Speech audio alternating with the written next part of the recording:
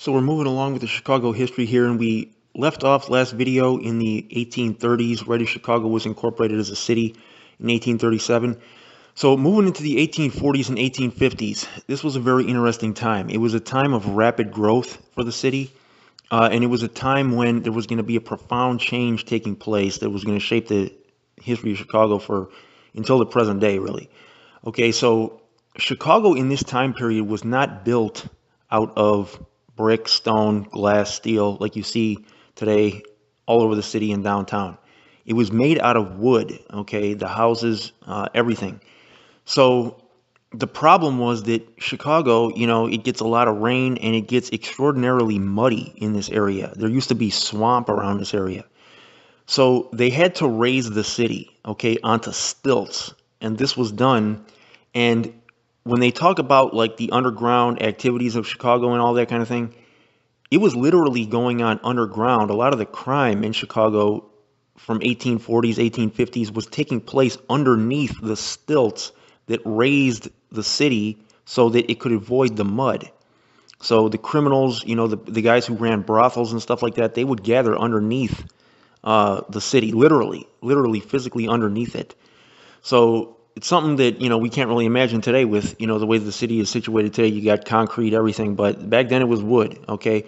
Now, another side effect, if you want to call it that, of having a wood city was that firefighting played a very important role. And this wasn't just because the city was made out of wood. Most people didn't have electricity back then, so you got to remember people are lighting their homes and warming their homes with actual fire, okay, burning wood. So, you can imagine, like, if somebody's house catches on fire and then it starts to spread, that's an enormous problem. So the firefighting back then, though, was not done by a professional firefighting department. It was done by teams of volunteers.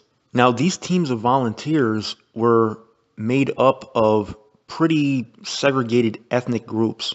Now, bear in mind, we're in the 1840s, 1850s. In the South, slavery is still going on, okay? So there's not really any black people here. Like I said, Chicago was founded by a mixed, biracial guy, but after that, there's really no black folks in Chicago except, possibly a few freed blacks who escaped north or who were born in the north and just, were never slaves. But that was vast majority of people was European immigrants at this time. And they're coming from like northern and western Europe. So when they come here, they're forming their own ethnic niches, and people are speaking their native languages, and it's like their own ethnic communities. So the teams of these volunteer firefighters were coming from these ethnic communities, and they were divided up basically based on ethnicity. Now, when I say ethnicity, okay, back then this was way more important amongst Europeans than it is now. Sociology has changed, okay? The sociological makeup of the city and even of the country has changed a lot since 1850. In 1850, everybody's not seen as just like, white, black, brown, whatever. The conflicts and the issues that Europeans had back in Europe, the immigrants brought over here. So like the issues between the British and the Irish, the Germans, the French, all them, back there, they're not getting along. And they come over here and they're not getting along because, these are straight off the boat immigrants. So it's not all like, we're all one group because we're white. It was not like that, okay? And whites were the only group here, okay? So they were dividing themselves up along these lines. Now, these teams of volunteer firefighters that, were divided up based on ethnicity, they would get into fights with each other. They would fight whenever, and the saying "running with the machine" became a thing, like a slang thing back then, to mean that you were a member of one of these teams of volunteer firefighters who started to engage in gang-like activities against other teams of volunteer firefighters. And these volunteer firefighting teams were this was literally the precursor to street gangs here, and this is how street gangs started. Because eventually the task of fighting fires in the city of Chicago was given to professional firefighting departments. And when that happened, these teams of volunteers did not just disband. They started hanging out in bars, and they maintained their cohesive unity as a group, but they would start hanging out in the saloons and the bars and stuff like that. And, it it kept on being what it was, which was basically group against group, basically gangs. Okay, and these teams of volunteer firefighters, when they were still fighting fires, they would give themselves names. Okay, like the Fire Kings. These groups really were effectively street gangs that were, always into it and all that kind of thing. So during this time period too, I should mention that living in the city of Chicago was really what we would think of today as a third world existence, and maybe even worse. There was no like water filtration. Okay, as far as like, I'm just giving one example, as far as water coming into people's homes.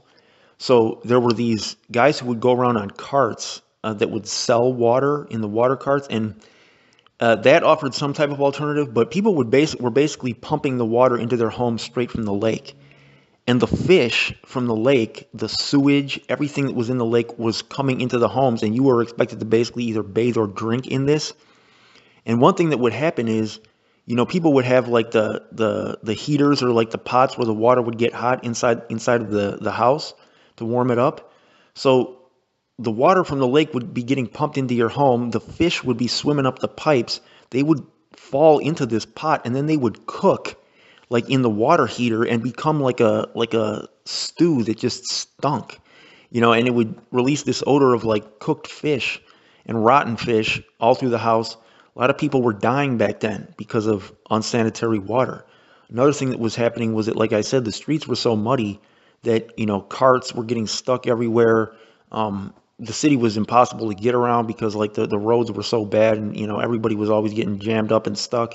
It was just a real third world type of existence. So the police department in Chicago was very small and inadequate really until about the late 1850s, and really probably even after that. It was, I can imagine, extremely easy to get away with any type of crime back then. They had, a force that was not nearly large enough for Chicago's rapidly expanding population. The people who were overseeing the police department back then were called constables. Okay, but like I said, Chicago was expanding at like a breakneck pace for back then. By today's standards, it would only be considered like a large suburb, but back then this was a lot of people.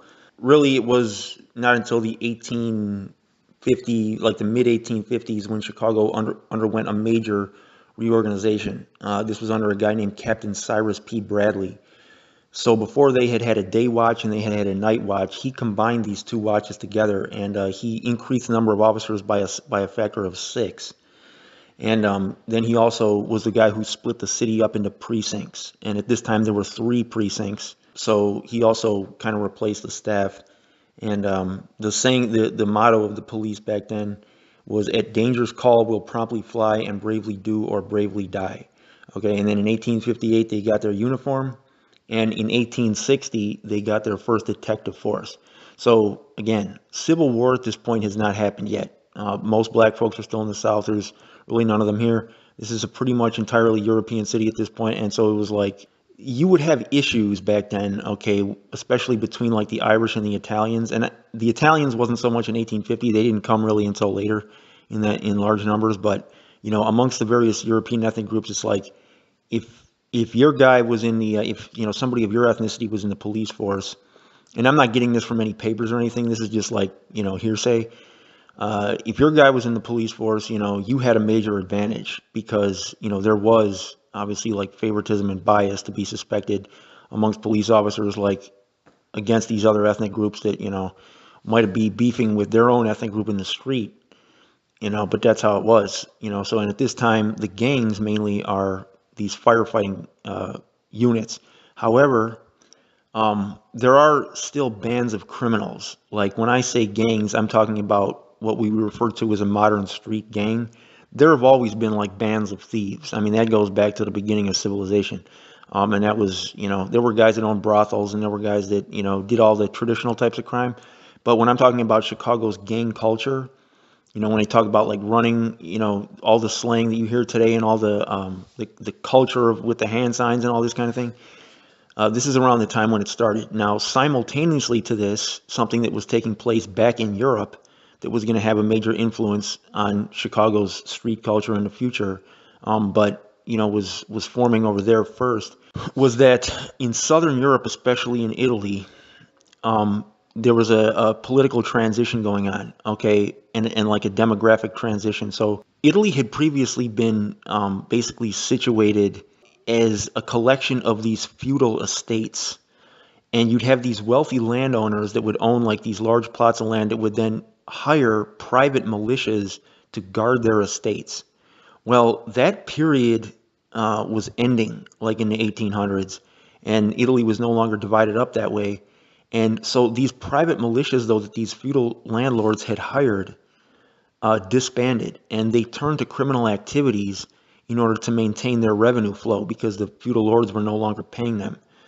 And these private militias basically developed the culture of what became the mafia. And they actually were the precursor to the mafia. Now, in the 1800s, it was not called the mafia, it was called the Black Hand. That was what they referred to, the Italian organized crime. In the 1850s, they didn't really have a presence here in Chicago, but they started to come over a little bit later than that. But this was going on, during these decades at the same time that the firefighting guys were starting the gang culture in that particular way over here. So those two were going to, kind of meet up later on, like in the early part of the 20th century. And the results, I mean, you're going to see the results like all up into the 20s, 30s, 40s, 50s, and even until today, man. So we'll pick up with that in the next video. But, Chicago was going to go through a big transition, though, in the decade after that with, the Great Chicago Fire. City was going to be completely rebuilt. So there were some major changes in store. Plus, with the end of slavery in the South and with the great migration north of black folks, that was going to be a huge, huge turning point in the history of Chicago. But it's just interesting to see, like, you look at what's going on today in the streets and how many lives. I mean, when you think about like how many lives have been lost in like just a particular gang war between like two gangs or two neighborhoods, think about back to this point. You know what I'm saying? Like back to the 1850s, all the lives that have been lost to this stuff. And you think about how it started over this, like over just firefighter volunteers fighting, you know what I'm saying, in the saloons and the bars after they would get off of their firefighting shift. Like this, I mean, when you think about how trivial and ridiculous the whole thing is, it's just mind-boggling, bro. Like all the death that this has caused, and it started like this. It's really insane. I think a lot of times people, try to kind of glamorize the birth of gangs and kind of romanticize it that, these were started with a noble purpose of protecting the neighborhood. That's really not the truth. Most of these gangs, they did not start that way. Like I said, this is how gangs started in general. But then most of these gangs, they started mainly just preying on anybody, just thieves, robbing people. The kids would do this, like even I'm talking about the gangs of like grade school age kids. They would just rob anybody, you know what I'm saying? Beat up anybody, extort people. They would do this, and it had nothing to do with protecting anybody. You know what I'm saying? Like this was going on all the way back then. So that's the truth. Okay. The romanticization that you see, and it was to fight back against oppression or whatever. People were disadvantaged. No, man, it was just straight like dudes on some bullying, thieving type stuff, just brawling over, nothing, basically, was how this whole thing started. This is your boy Winnie C. Report. I'm out.